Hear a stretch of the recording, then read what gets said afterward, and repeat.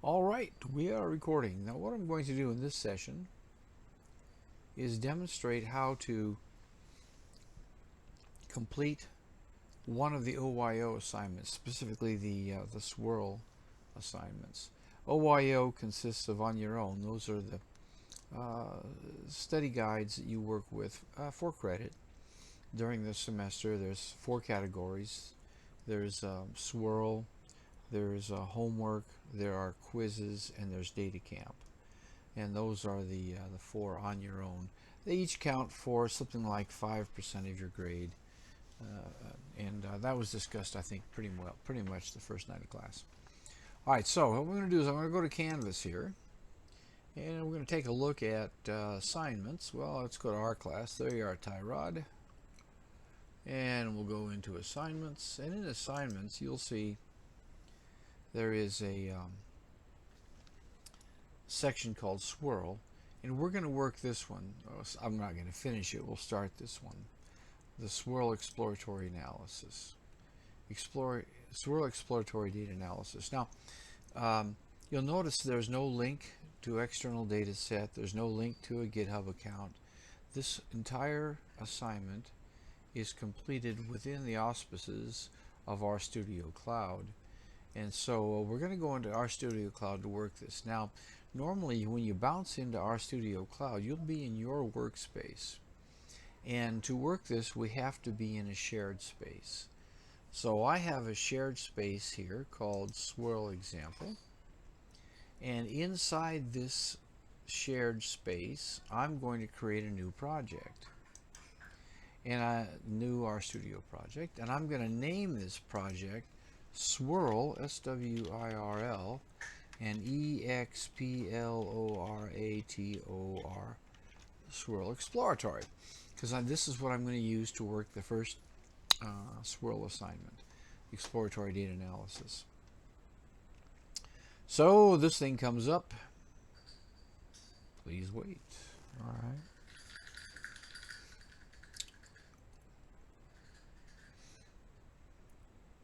It is not uncommon for RStudio Cloud to take a couple minutes to load a package. And now I'm in the console here, and what I'm going to do is I'm going to type library swirl, S-W-I-R-L, and hit the return key, and it brings in the library. Now this will only be there if you have installed a base project in your shared space, which we went over in class, and there's a video on how to install a base project in one of your shared spaces. So now let's type swirl to begin, S-W-I-R-L, and it says, okay, welcome to Swirl, sign in. Now one of the key things here is when it says, what shall I call you? Remember this name, because all your records are stored under the name you use to sign in. So if you sign in with 2 different names, a name, say Jimmy the first time and Dr. J the second time, there'll be 2 different folders that contain data. Neither one of them will contain everything. So continue to use the same name. So I'll go under the name Dr. J there. Now a couple of housekeeping things. When you see 3 dots in the console, that's an indication that you just press the enter key to continue. And then when you see answer, the R prompt, or when you are asked to select from a list, that means you have to do something. You've got to put a response in.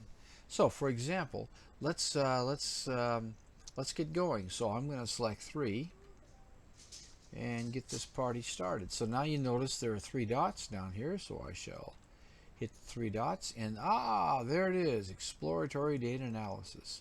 So that's the first one I'm going to start. I hit 1. Now notice in here there are 15 lessons within this chapter. Your assignment is to complete 10 lessons. Each lesson is 10 points, you get a full credit, 100 points, if you complete 10, any 10, your choice. I'd recommend looking at the first, probably 4 or 5 of those, and then by all means read the lessons on ggplot.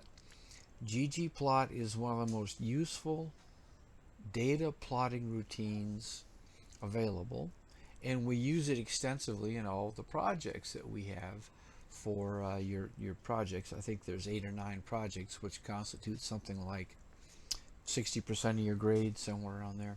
So let's start the first one. So I'm going to select number 1. It says OK.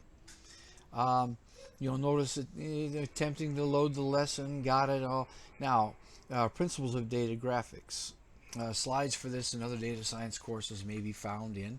If you want to take a look at slides and how to do some of these things, you can just copy that URL and then go to that website and read about what's going on in this Swirl assignment. Now notice also that URL is a reference to where? To GitHub. You have a GitHub account, or will have a GitHub account.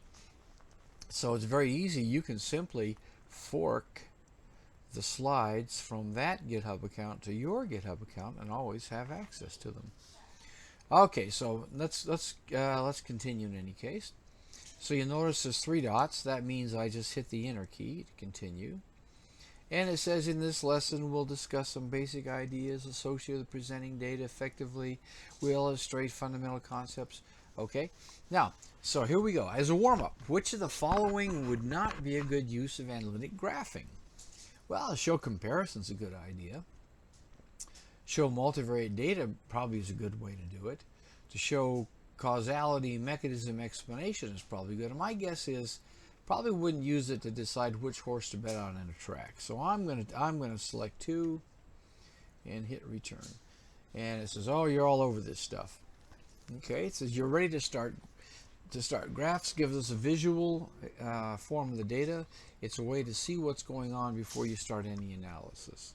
So there's the 3 dots. I'll hit the enter key, and it says, when presenting with a claim that something is good, you should also ask compared to what? Well, that's why commercials, you often hear the phrase other leading brands and implicit comparison. Okay. Well, so what we're going to use is we're going to use a box plot. Now, let's see here. Let me move this guy over a ways, move this guy up a ways. And, oh no, stop that. Go back in our Studio Cloud. Okay, so, if I can't get this picture to shrink a bit.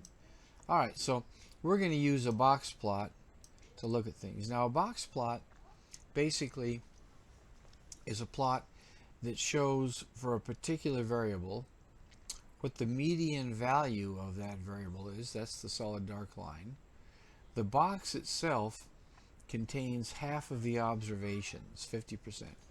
So this lower end of the box is the 25th percentile, meaning 25% of the data in this data set are less than this number, looks like about 0.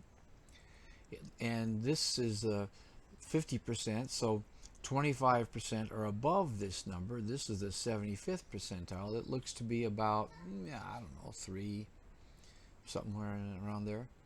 And then these whiskers that come out of it represent 1.5 times this interquartile range. The range in the data between the 25th and the 75th percentile. That contains 50% of the data. And so these typically represent where you would expect data to fall, somewhere in this range.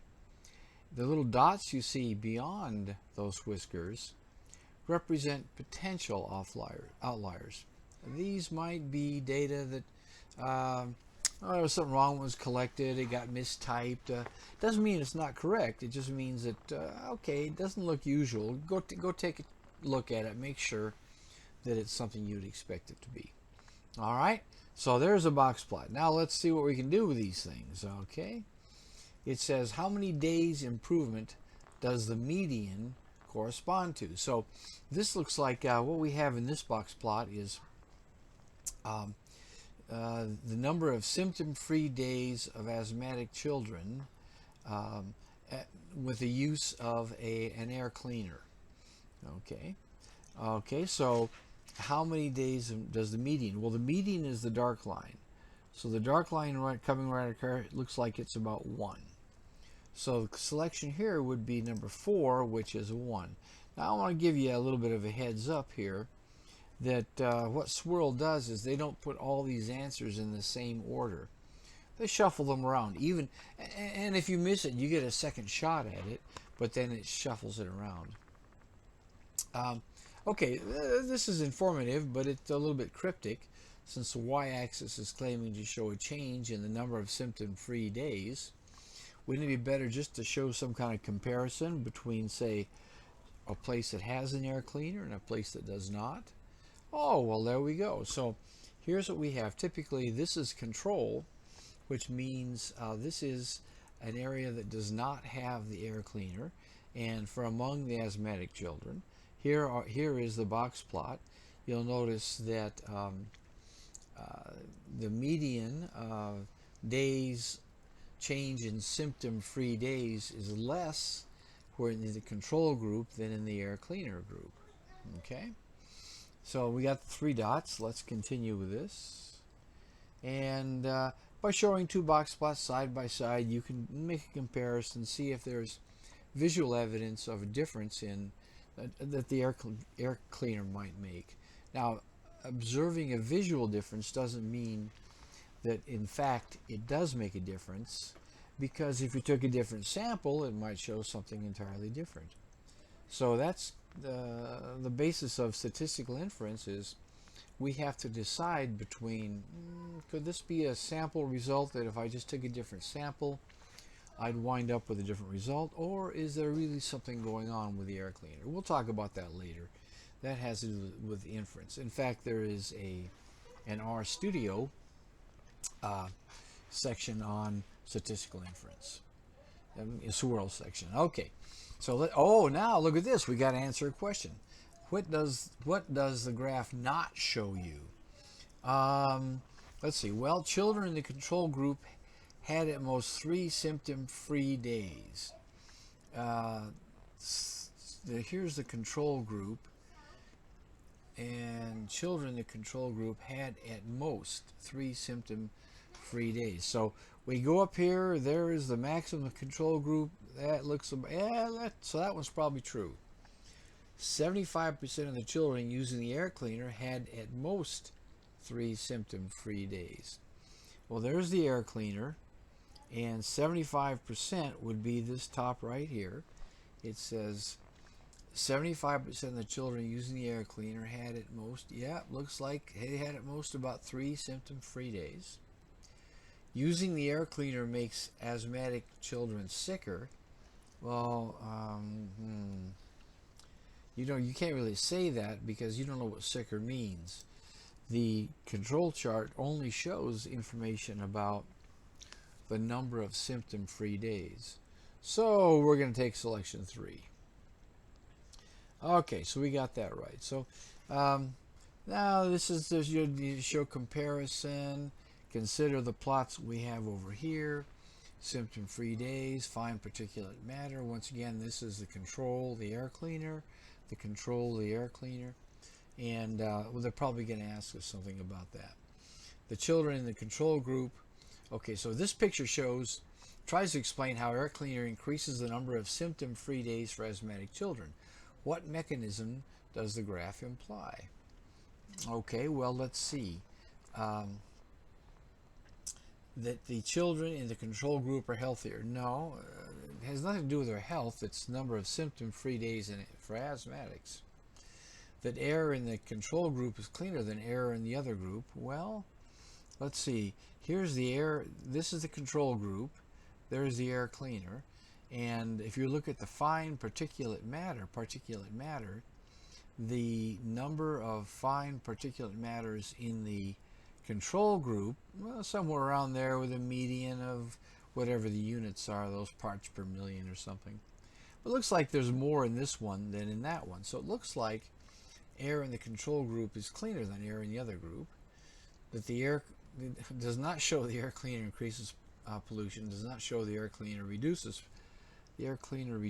pollution. Doesn't say that.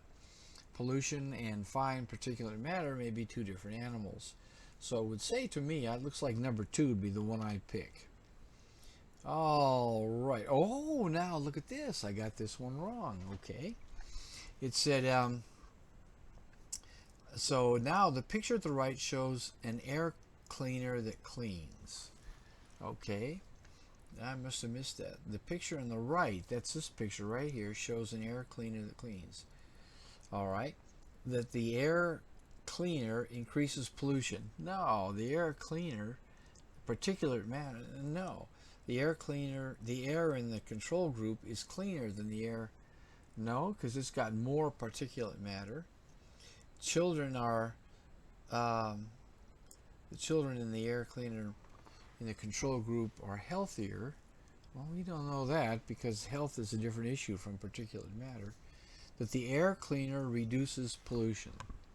Well, there's the air cleaner side, and it has less particulate matter, but that's not really pollution, but I bet that's what they're looking for. So I give it a 4. Oh, that's the answer I was looking for. You can see that even if you get the wrong answer, you get a couple shots at it. Now what I would like to do, I want to go through and just finish this one assignment, and then I'm going to show you how to turn this in, and I'm going to show you how I would be grading this. So let's go here by showing them side by side. The first, okay. Well, now we'll look at some multivariate data. What is a multivariate data, you might ask? That is each observation, for example, one of the children in the study might have multiple characteristics. For example, it could be something like gender, male or female. It could be age in years. It could be maybe body weight or previous history, any number of things like that. So 2 variable plots. So let's see what they're talking about here. Some you'll be misled to draw any conclusion. Okay. Consider the plots which shows a relationship between air pollution on the x-axis. So air pollution on the x-axis basically shows that's the PM concentration parts per million centered, okay, and mortality rates on the y of the elderly on the y-axis. The blue line represents a surprising result. That's a regression line. We'll talk about that later. Shows a surprising result. What does it show? What does the blue line indicate? Well, the blue line indicates this: the daily mortality decreases as air pollution increases. Well, that doesn't make sense. Air pollution increases the number of deaths. Pollution doesn't really increase. Air pollution, as pollution increases, fewer people die. So as air pollution increases, the deaths per day tends to go down. So that would be number 3. Okay. So let's see if I can get on with this thing. What does the new plot indicate? Pollution doesn't really increase. So what he says, something's got to be wrong. Suppose we divide the mortality pollution into 4 seasons. That looks like that's winter, spring, summer, fall. What is that? Summer, let's see if I can make this bigger. Okay, so it says winter, spring, summer, fall. All right. So what do the 4 individually show? Well, individually they show that as air pollution increases, the number of deaths increases as well. So what does the new plot indicate? As pollution increases, more people die in all seasons. I would say that's probably number 3. And then let's go on. Okay, so here's change in hospital admissions. This PM must be concentration of cardiovascular diseases, 10 milligrams per cubic meter increase in particulate. Oh, PM is particulate matter. Yeah, okay. And this is the concentration, 1 to 25, 2.5, 1 to 2.5, 2.5, 1, adjusted for, okay, those are concentrations. All right, let's see what we got to ask about this. Yep, okay, 5th grade, okay, A6, okay, yeah. Review time. Which of the following is not a good principle for graphing? To describe and document evidence, to indicate principle, multiple modes of evidence, having, which is not a good principle. Well, I'd say number 4 doesn't make any sense. Okay. Which of the following is not a good principle of graphing? To prove you're always right. You can't prove you're always right. Which is not a good use? Integrate different types of evidence. No, you can do that. To show some fonts are better than others. To show good labels. I'd say you don't care about showing one font's better than another. True or false? Color is king. Oh, I'm going to give that a 2 for true. Oh, well, I guess I have to choose the false answer. Congrats, you've concluded this lesson. Okay, would you like to receive credit for completing this course on Coursera.org? Always, always, always answer no. Because Coursera.code wants to charge you for doing, for taking this, and they're not grading you. I'm grading you in the class. Okay, so now we've got one here. So what I'm going to do is let's go ahead and quit this. So I believe it's a Q was what we issued to quit. Oh, to exit, type a 0. Okay, leaving Swirl. Now, what will happen, and we've left Swirl, if you come out of this, go do something else, you know, go have dinner, go get some coffee, I don't know, whatever it is. Come back to it later, and if you type in Swirl to get started, it'll put you right back where you started, and you can continue. And you will not have lost anything. Now, let me show you how I'm going to grade this. So, what we've got so far is there were, I believe, 15 lessons in the chapter. I've worked the first lesson. So if you turned this amount of completion in, your score would be 10 points out of 100, one of the 10 lessons. But here's the way you would turn this in. So what you would do is once you've completed 10 lessons, or however many you think you want for points, then you click on Move. You move this to My Shared Workspace. Okay, so that should go to My Shared Workspace. And then what you would do is you would put you'd go back into Canvas, and you would type a message into the submission box saying, okay, I submitted one, have at it, pal. And then what happens is I, as the instructor, would then go into our class shared workspace. There it is. There's Swirl Exploratory, submitted by James Brownlow. I would open the project, and then here's how I would grade this. I would come down here and take a look at Files. In Files, there's these 3 dots. I'm going to click on this. I'm going to go into this tilde, and then I'm going to go into R. I'm going to go into the library 4.1, and there is a folder in here called the let's see, can I move you out of harm's way? There's a folder in here called Swirl. There it is. So I click on Swirl. In Swirl, there's user data. So I click on user data. And there it is. There's my name. That's the name I did the assignment under. So I open this up, and it says, you have completed exploratory data analysis principles. And what I can do, if I slide this over, you'll notice it says RDAs and R data collection, and it's done. So at this point, I would look at it and say, okay, now you got to have in this exercise, there's 15 possible lessons. You can do any 10 to get 100 points. And so I did one, so my score, if I went into, if I go back into grades, okay, then I would go over here and in grades, Swirl Exploratory Analysis, I would look for me, and I would assign a grade of 10.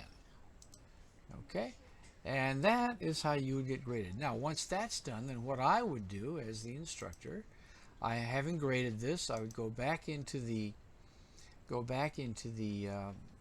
shared website for our class, and I would move this back to let's see, I want to move this back to come on here. I want to move this back to the original author's RStudio Cloud account. So I move, and I move this to, and I think I did this in something called Swirl. So I would move it back to that account, and then it's gone. And that is how you open up Swirl, how you complete the various assignments, and then how you turn it in. And if there are any questions, bring them up in class. Alrighty then. Let's see if I can bring this to a stop.